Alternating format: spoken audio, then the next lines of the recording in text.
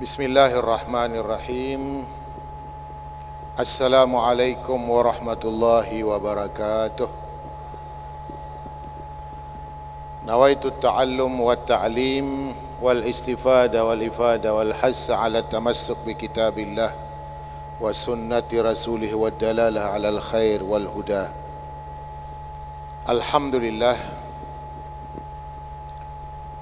alladzi hadana li hadza wa ma kunna linahtadiya laula an hadana Allah. Ashhadu an la ilaha illallah wahdahu la syarika lah wa ashhadu anna sayyidana Muhammadan abduhu wa rasuluh. Allahumma salli wa sallim wa barik ala sayyidina Muhammad wa ala alihi wa ashabihi wa azwajihi wa dhurriyyatihi wa ahli baitihi adada ma fi ilmik salatan daimatan bidawami mulkik.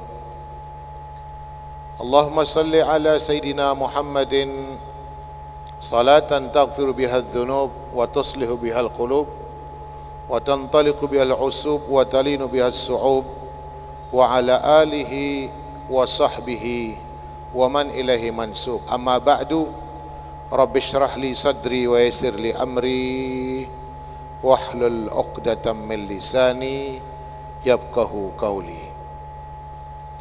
Para hadirin hadirat jamaah Masjid Jami' Baitur Rahman, jamaah salat tasbih, salat hajat, jamaah istighasah, alhamdulillah sampai dengan malam hari ini kita tetap sehat afiat, mendapatkan taufik hidayah dari Allah tabaraka wa taala, sehat jasmani, afiat dalam arti segala yang menjadi kebutuhan kita dipenuhi oleh Allah tabaraka wa taala. Itu makna dari afiat. Kalau kita ditanya bagaimana kabar, sehat afiat. Apa artinya sehat? Ya sehat badan jasmani. Apa artinya afiat? Afiat artinya keimanan, keislaman sampai hari ini tetap dijaga oleh Allah. Semua yang menjadi kebutuhan kita dalam rangka mengabdi kepada Allah masih dipenuhi oleh Allah Ta'ala. Bangun kita tenang, tidak ada sesuatu yang menakutkan. Kemana-mana kita pergi, kita berangkat, tidak ada yang mengganggu, tidak ada yang menghalangi. Itu namanya afiat. Alhamdulillah.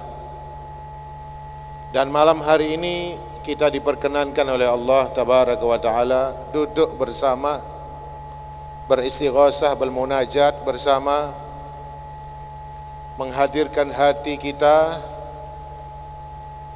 kemudian kita menghadirkan badan kita ke tempat ini, dan semua langkah-langkah kita insya Allah Ta'ala Allah Subhanahu wa Ta'ala memberkati. Ibu-ibu yang menyempatkan hadir setelah sebelumnya izin dulu kepada suami, tentunya izin ibu-ibu ya. Kalau datang sholat hajat minta kepada Allah Ta'ala, diam-diaman sama suami, tidak izin sama suami, tidak dikabulkan oleh Allah Ta'ala. Karena syekh mursyidnya seorang istri adalah suaminya sendiri, syekh fatahnya di dalam ajaran, dalam ilmu, dalam thariqah kita, dalam suluk kita, perjalanan kita mencari Allah Subhanahu wa Ta'ala. Penuntun kita adalah syekh mursyid kita, syekh fatah kita. Yang membuka jalan kita kepada Allah Subhanahu wa Ta'ala adalah suami kita. Suami ibu-ibu kalau sudah bersuami, atau kalau masih ada suaminya. Kalau sudah tidak ada, maka kembali kepada Rasulullah sallallahu alaihi wasallam penuntunnya. Jadi kalau mau datang kemanapun juga, majelis-majelis khair, majelis solawat, majelis istighosah, majelis salat hajat, majelis haul, dan apapun juga majelis-majelis kebaikan, untuk seorang istri harus izin kepada suami. Karena kalau tidak izin, ya masih belum terbuka. Mungkin ada ibu-ibu yang belum izin, tinggal izin saja lewat WA, Bu. Mas, saya lagi di masjid sekarang ini. Minta maaf tadi tidak minta izin, sekarang saya minta restunya, begitu. Alhamdulillahirabbil alamin. Jalan menuju Allah Subhanahu wa taala, jalan kita untuk mendapatkan pembukaan pintu supaya bisa berjumpa dengan Allah. Dalam arti berjumpa dengan Allah itu adalah ibadah kita bisa diterima oleh Allah. Semua kebaikan-kebaikan yang kita lakukan, yang kita niatkan untuk Allah Ta'ala, Allah sudi menerima. Itu tidak ada cara, tidak ada jalan kecuali dengan mengikuti ajaran baginda Nabi Muhammad sallallahu alaihi wasallam. Ya. Para hadirin dan hadirat sekalian, ada seorang ulama besar bernama Al-Imam Junaid Al-Baghdadi, seorang ulama besar di Baghdad. Imam Junaid namanya. Jadi kalau kita mendengar ada orang-orang di sini sekarang bernama Pak Junaid, atau ada imamnya juga Imam Junaid, maka nama yang pertama Imam Junaid adalah Imam Junaid Al-Baghdadi yang ada di Baghdad. Ulama besar, tokoh sufi besar. Sampai saat ini para ulama di Jawa, para kiai, para ulama pasti kenal, ya, pasti tahu yang namanya Al-Imam Junaid. Kalau ada kiai, ada ulama, ada orang alim, ditanya, tahu enggak Imam Junaid Al-Baghdadi? Siapa ya? Enggak tahu. Wah, masih diragukan ini kekiaiannya, keulamaannya, karena beliau orang besar. Nah, beliau mengatakan apa? Al-Imam Junaid Al-Baghdadi mengatakan, kullu turuq ilallah masdudah illa man iktafa sunnata Rasulillah waqtada bitariqihi wahtada bihadyih. Semua jalan menuju Allah, semua cara untuk bisa diterimanya suatu amalan dari Allah Subhanahu wa taala, semua jalan tertutup, tidak bisa, buntu. Semua jalan, semua bentuk pengabdian kepada Allah, semua bentuk pendekatan diri kepada Allah, semua bentuk ibadah-ibadah dan takarrub kepada Allah, itu tidak terbuka, tidak bisa sampai kepada Allah, tidak bisa diterima oleh Allah, kecuali, kata beliau, kecuali apa?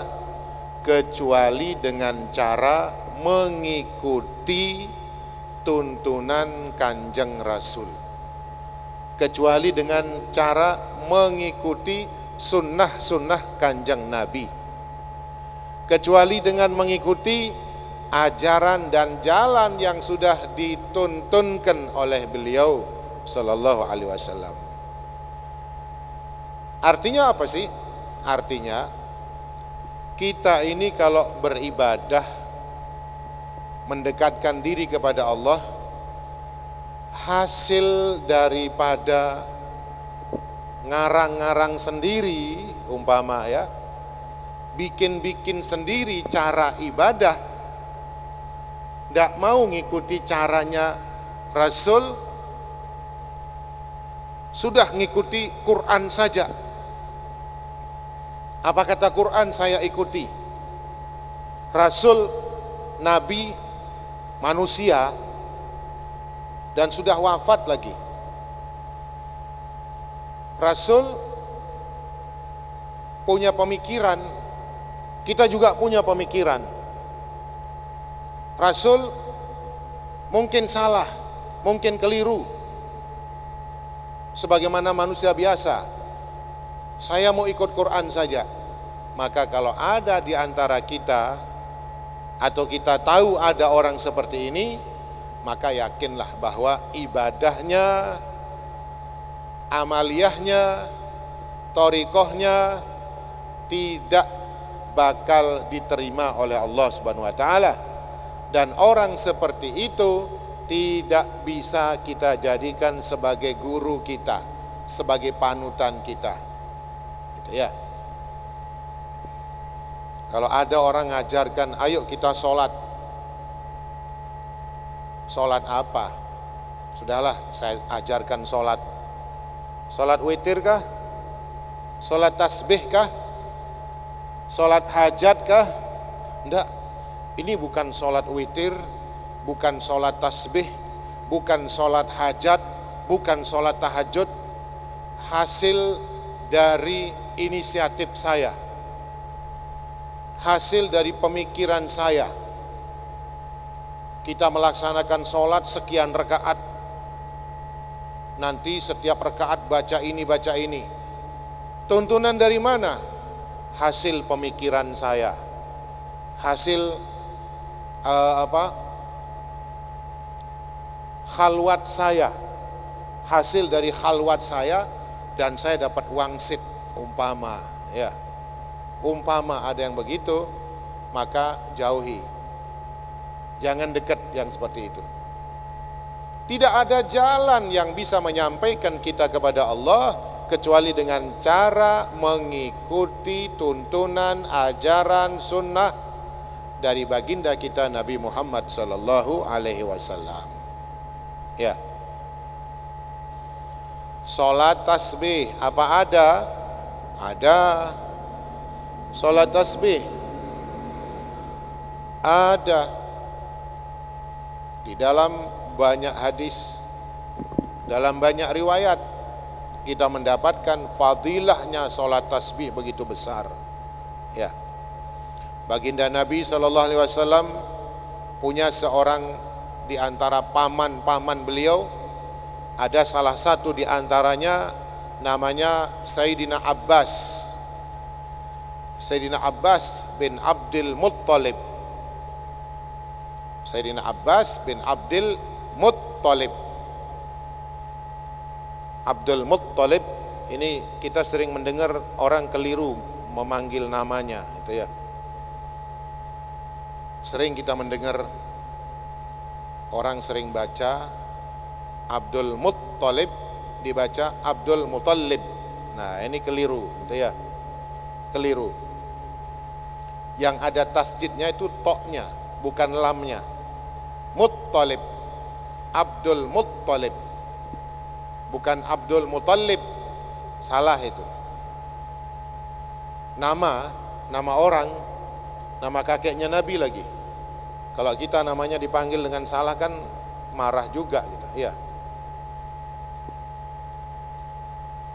Abbas bin Abdul Muttalib, adik dari ayahanda Kanjeng Nabi, itu ya. Ayahnya Nabi Sayyiduna Abdullah. Abdullah bin Abdul Muttalib. Abdullah bin Abdul Muttalib punya adik namanya Abbas. Ada adiknya lagi namanya Hamzah, itu ya. Hamzah lebih tua daripada Abbas. Sayyidina Hamzah, Sayyidina Abbas. Sayyidina Abbas ini pamannya Nabi, tapi umurnya unda-undi sama Nabi, itu ya. Umurnya kurang lebih dengan Nabi. Bahkan ada yang mengatakan umurnya 2 tahun di bawah umurnya Kanjeng Nabi. Makanya walaupun paman, beliau sering dipanggil Abbas, gitu ya. Ya Abbas. Tapi di hadapan orang untuk mengajarkan orang toto kromo kepada paman, kepada setingkat dengan ayah, Nabi juga sering memanggil dengan panggilan ya ammah, ya ammah, wahai pamanda.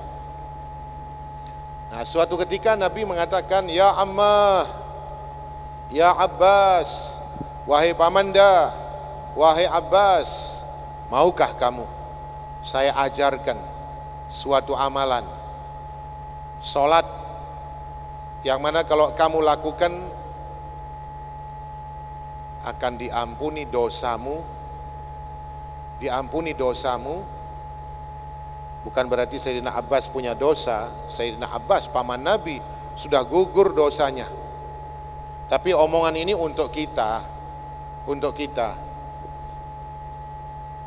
diajarkan lewat pamanda Kanjeng Nabi Sayyidina Abbas. Kalau kamu lakukan ini akan diampuni dosa-dosa walaupun jumlahnya sebanyak buih di lautan.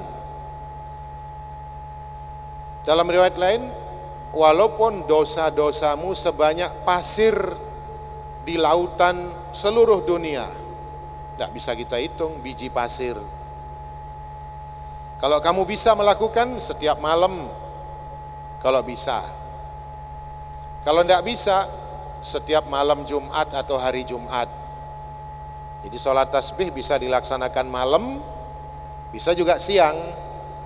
Menurut penjelasan dari ahli fikih, berdasarkan dari sumber dari Kanjeng Nabi SAW, kalau dilaksanakan malam hari, maka 2 rakaat salam, 2 rakaat salam. Kalau dilaksanakan siang hari, boleh juga langsung 4 rakaat dengan jumlah tasbih seperti yang sudah kita laksanakan setiap malam Jumat di tempat ini, di masjid ini.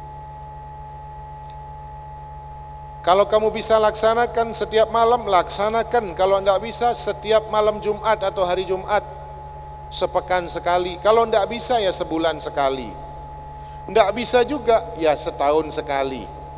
Kata Nabi, setahun sekali. Setahun sekali pun tidak bisa, usahakan jangan sampai seumur hidup tidak pernah melaksanakan. Paling tidak seumur hidup pernah ngamalkan sholat tasbih. Ini fadilahnya besar sholat tasbih, ada tuntunan dari Kanjeng Nabi. Sholat hajat ada tuntunan dari Kanjeng Nabi. Ya, ada tuntunan. Sholat witir ada. Kalau kita melihat sholat yang sudah kita kenal, kemudian ada orang mengajarkan sholat yang lain. Seperti di suatu tempat saya pernah dengar sholat istiqlal, gitu ya. Mengadakan sholat istiqlal. Apa artinya istiqlal? Kemerdekaan, gitu ya. Kemerdekaan, sholat hari kemerdekaan. Pernah ini, ada yang mengamalkan ini. Dari mana? Dari hasil pemikiran. Daripada hura-hura tanggal 17 Agustus keliling kemana-mana, lebih baik, lebih mulia kalau kita sholat. Sholatnya bagus, tapi ngarang-ngarang waktunya, eventnya, yang tidak diterima. Itu namanya bid'ah dhalalah, gitu ya. Bid'ah yang sesat. Walhasil semua yang kita mau lakukan, kita harus kembali ke tuntunan Kanjeng Nabi Muhammad sallallahu alaihi wasallam. Kalau tidak, tertutup, tidak bakal sampai. Tidak bakal sampai kepada Allah, tidak bakal diterima. Ya. Salat, puasa, pokoknya ya. Puasa sudah ada penjelasannya, puasa wajib, puasa sunnah. Bikin puasa sendiri umpamanya ya. Saya mau puasa. Puasa apa? Puasa supaya bisa terbang umpama ya. Supaya bisa terbang. Ada enggak tuntunan dari Kanjeng Nabi? Enggak ada, ya sudah enggak usah dilakukan ya. Apa gunanya pinter terbang? Kan pesawat terbang sudah ada, enggak perlu kepingin terbang yang tinggal naik Lion Air, tinggal naik Batik Air, enggak usah kita maksa-maksa bikin ajaran puasa supaya pinter terbang. Puasa supaya bisa jalan di atas air, enggak ada gunanya, gitu ya. Semua ibadah yang kita lakukan bukan tujuan untuk kepentingan dunia, untuk akhirat, untuk Allah, untuk mendekatkan diri kepada Allah. Kalau kita kepingin urusan dunia, sangat hina, sangat remeh sekali yang kita minta, gitu ya. Karena apa? Karena Nabi mengabarkan kepada kita, kalau kita beribadah tujuannya dunia, maka mungkin dapat, mungkin enggak, gitu ya. Mungkin dapat, mungkin enggak. Sholat tasbih umpamanya. Tujuan sholat tasbih supaya ini, supaya itu. Mungkin dapat, mungkin tidak. Tapi kalau tujuannya Allah, maka apa yang menjadi hajat kita akan dipenuhi oleh Allah Subhanahu wa taala. Jadi yang kita jadikan tujuan adalah Allah. Masukkan di dalam hati kita, Allahumma anta maksudi, itu ya. Wa ridhaka matlubi. Allahumma anta maksudi. Ya Allah, kaulah tujuanku. Engkaulah tujuanku dan ridhomu yang menjadi puncak harapan dan puncak keinginanku. Ridho Allah. Tujuan dunia mungkin dapat, mungkin enggak. Sholat, puasa supaya kebal. Mungkinkah dapat? Mungkin dapat. Mungkin dapat. Tapi setelah dapat di dunia, sholat kita, puasa kita, di akhirat orang-orang kan dapat pahala. Pahala puasa, pahala sholat dikasih oleh Allah Ta'ala. Orang-orang yang tujuannya dunia minta sama Allah, ya Allah, mana pahala saya? Kata Allah, kan sudah saya kasih waktu kamu di dunia. Kan sudah kamu dapatkan. Kamu sholat kepingin kebal kan? Kamu sholat kepingin bisa tidak mempan ditusuk. Kan sudah saya kasih kamu di dunia. Jangan minta lagi sekarang, kata ya. Jadi Allahumma anta maksudi wa ridhaka matlubi. Para hadirin hadirat, Sayyidina Imam Ali ini anak dari paman Nabi Abi Thalib, Ali bin Abi Thalib. Jadi kanjeng Nabi, paman-paman yang terkenal itu ada beberapa. Sayyidina Hamzah, Sayyidina Abbas. Ini manusia agung di sisi Allah. Hamzah wal Abbas, saking agungnya sering dipanggil, disebut namanya di setiap khutbah kedua dari khutbah Jumat. Wa ala ammahil mu'adzamain indallah wan nas. Dua paman kanjeng Nabi yang diagungkan di sisi Allah dan di sisi manusia, Sayyidina Hamzah wa Sayyidina Abbas.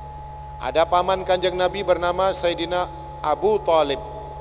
Abu Thalib bin Abdul Muttalib. Punya anak namanya kanjeng Ali, Sayyidina Ali. Sayyidina Ali ini dididik mulai sejak kecil oleh kanjeng Nabi. Mulai sejak kecil. Mulai sejak belum kenal apa, tidak kenal apa-apa, maksudnya masih belum tamyiz, sudah di bawah asuhan kanjeng Nabi, dituntun sholat oleh kanjeng Nabi. Ketika Sayyidina Ali masih kecil, putra dari Sayyidina Abi Thalib, ketika melaksanakan sholat, dilihat oleh Abu Thalib pamannya, rukuk, sujud, ditanya, siapa yang ngajari? Kamu melakukan itu, siapa yang ngajari? Muhammad. Muhammad yang ngajar. Oh, Muhammad yang ngajarkan. Teruskan, nak, teruskan. Kalau Muhammad yang ngajarkan, teruskan. Tidak ada kelirunya, tidak ada salahnya, tidak ada sesatnya kalau Muhammad yang ngajarkan. Teruskan, ikuti ajaran Muhammad. Ini perintah dari Abi Thalib kepada anaknya, Sayyidina Ali bin Abi Thalib. Mulai dari kecil dituntun, diajar, dididik oleh kanjeng Nabi Muhammad SAW, sehingga beliau dikenal dengan nama Bab Madinatil Ilm, pintu kota ilmu. Pintu kotanya ilmu. Nah, suatu hari Sayyidina Ali bin Abi Thalib pernah ditawarkan 3 tawaran oleh kanjeng Nabi. 3 tawaran. Coba diperhatikan ini, saya akan sampaikan secara singkat. 3 tawaran. Ali, kata Nabi, wahai Ali. Nah ini ketika Nabi sedang berdua dengan Sayyidina Ali. Nabi dengan Sayyidina Ali berdua. Ali, mau pilih mana kamu Ali? Saya kasih tawaran buat kamu 3 hal. 1, situ kalimat. Yang 1 wahai Ali, tawaran pertama 6 kalimat. 6 kalimat. Yang kedua wahai Ali, situ mi'ah ibil, 600 onta. 600 onta wahai Ali. Berapa 600 onta? Kalau sapi yang paling bagus, yang paling besar untuk korban, itu mungkin harganya sampai 50 juta mungkin, ya kurang lebih. Atau diturunkanlah sedikit, 30 juta harga onta satu. Ditawarkan 600, 30 juta kali 600, bayangkan 600 onta Ali. Yang ketiga, tawaran yang ketiga 6.000 dinar. 6.000 dinar. 1 dinar 2,5 juta, kurang lebih. 6.000 kali 2,5 juta uang kontan. Mana yang kamu pilih wahai Ali? Loh, kok Kanjeng Nabi nawarkan begitu? Apa Nabi punya uang banyak? Apa Nabi punya onta banyak? Sampai nawarkan onta 600 ke Sayyidina Ali, sampai nawarkan 6.000 dinar kepada Sayyidina Ali. Bukan berarti Kanjeng Nabi di rumahnya banyak uang, banyak onta, enggak.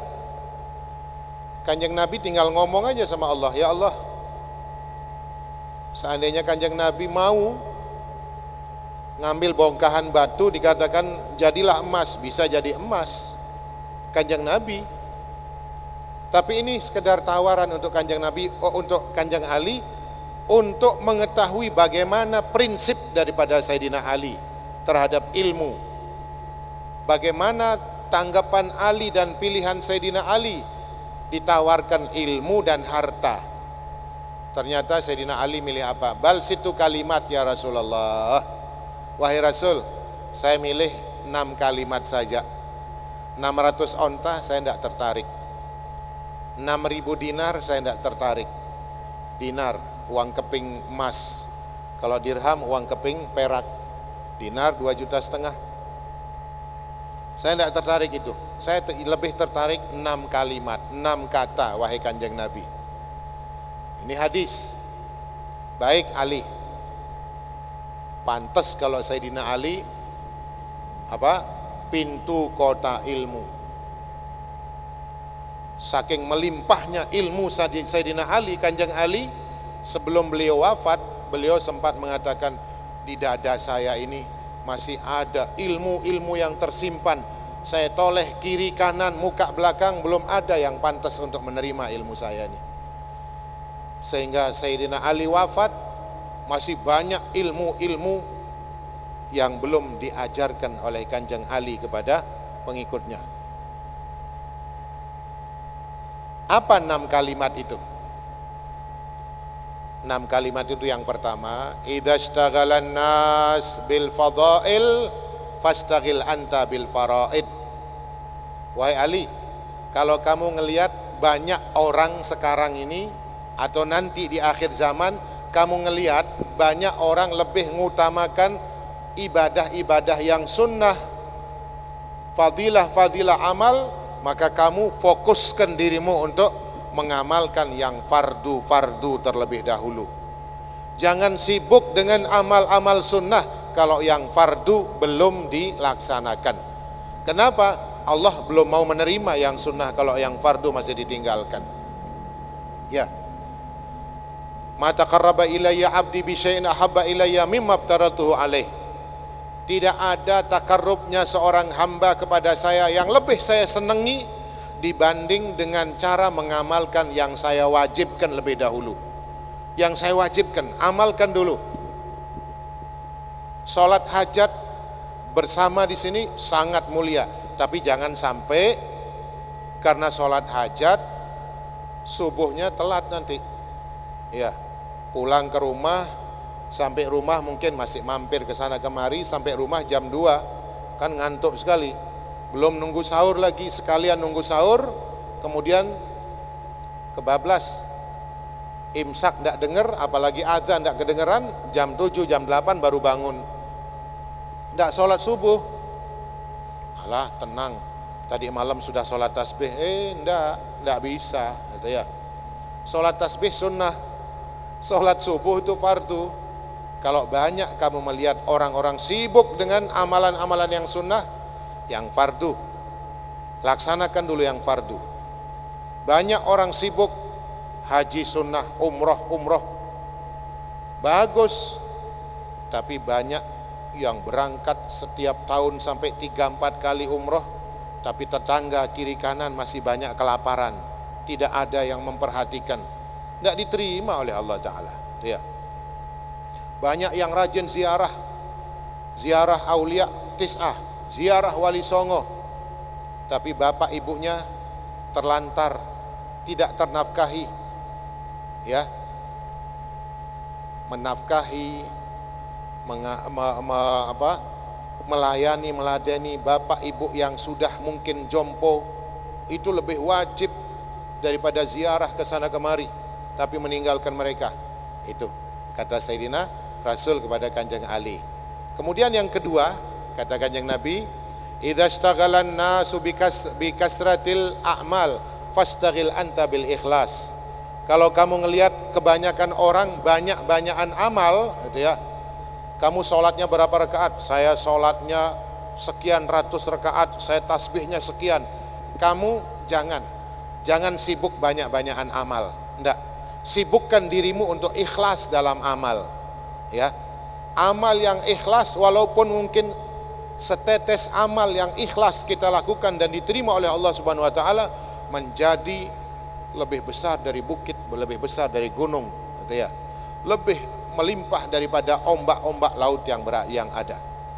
Jika kamu melihat banyak orang, ini sekian amalnya, ini sekian, tapi ditampak-tampakkan, ditunjuk-tunjukkan, kamu walaupun sedikit, walaupun mungkin sholatnya sekian rakaat, tidak seperti mereka, tapi sembunyikan, cukup hanya Allah yang tahu. Kemudian yang ketiga, idza ishtaghalan nasu bizinatil malabis fastaghil anta bizinatil qalbi. Kalau kamu ngelihat orang sibuk bagus-bagusan baju, bagus-bagusan pakaian, kamu tidak usah ikut tren itu. Ishtaghil anta bizinatil qalbi.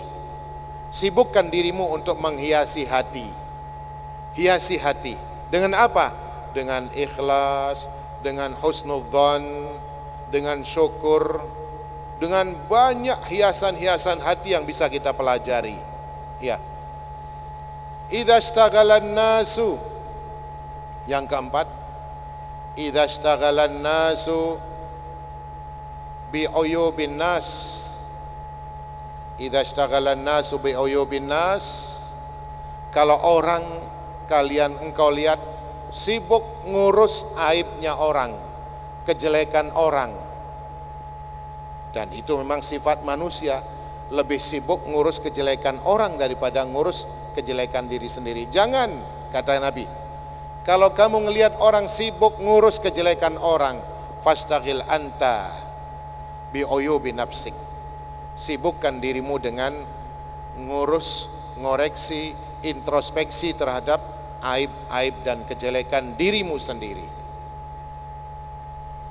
Masih banyak kejelekan-kejelekan antara kita sesama manusia, apalagi antara kita dengan Allah Subhanahu wa taala, yang masih banyak harus kita perbaiki. Kalau seandainya kita fikirkan itu, maka kita akan cukup, tidak akan sempat mikirkan kejelekan orang. Yang keempat. Kemudian yang kelima, idza ishtaghalan nasu bi imaratid dunya fastaghil anta bi imaratil akhirah. Kalau orang kamu lihat sibuk memakmurkan dunia, bangun rumah yang megah, beli kendaraan-kendaraan mewah, untuk apa? Hanya sementara. Kehidupan di akhirat jauh lebih panjang, lebih lama dan lebih indah. Sibukkan dirimu untuk menyiapkan sangu akhirat, bukan memakmurkan dunia. Dan yang keenam, yang terakhir, kata Kanjeng Nabi SAW kepada Kanjeng Ali, idza ishtaghalan nas bisu'alin nas, idza ishtaghalan nas bisu'alin nas fastaghil anta bisu'alir rahman. Kalau kamu ngelihat orang sibuk kesana kemari, minta-minta kepada orang, sampai ngasor kepada orang, sampai nyembah-nyembah kepada orang, sampai tunduk kepada orang, hanya mengharapkan belas kasihan, mengharapkan duniawi, mengharapkan materi dari orang, kamu ndak usah. Ndak usah. Sebaik-baiknya orang memberikan kamu, ada saatnya dia bosan. Ada saatnya dia berhenti untuk memberikan kamu. Baik seperti apapun juga manusia, sekali ngasih, 2 kali ngasih, ndak sampai 10 kali dia akan berhenti ngasih. Itu ya. Ndak bakal. Tapi Allah tidak. Semakin kita minta, Allah semakin senang. Istaghil bisu'alir rahman. Sibukkan dirimu dengan minta kepada Allah, minta kepada Ar-Rahman. Caranya bagaimana? Perbaiki hubungan kamu dengan Allah. Ya, hubungan dengan Allah. Paling inti daripada memperbaiki hubungan adalah as-salat. Itu ya.